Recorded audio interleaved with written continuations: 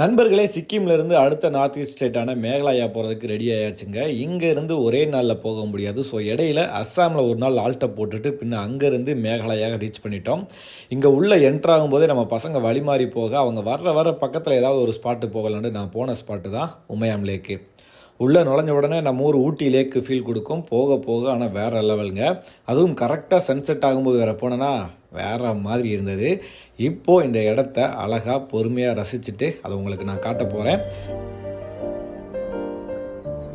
Tamil Nadu registration biking Meghalaya.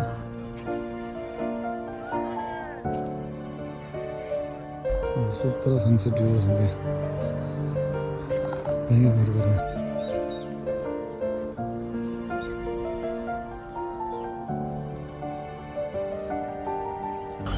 செம்ம ஸ்பாட்டுங்க photo ஷூட்க்கு.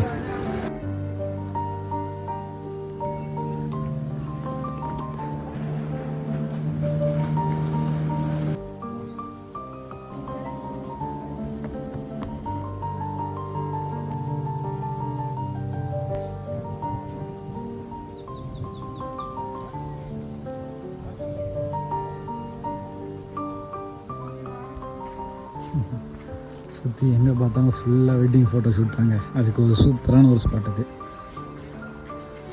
உமையாம் லேக்கு. டார்ஜிலிங் கூட first impression. அந்த வெளியில் பார்க்கும்போது ஒரு என்னடா அப்படின்னு இருந்துச்சு. ஆனால் இந்த பக்கம் ரொம்ப சூப்பராக இருக்குங்க. பாய்ஸ் ஆமாம் வந்தாங்கன்னா நம்ம ஸ்பீட் போட்டும் பண்ணலாம்.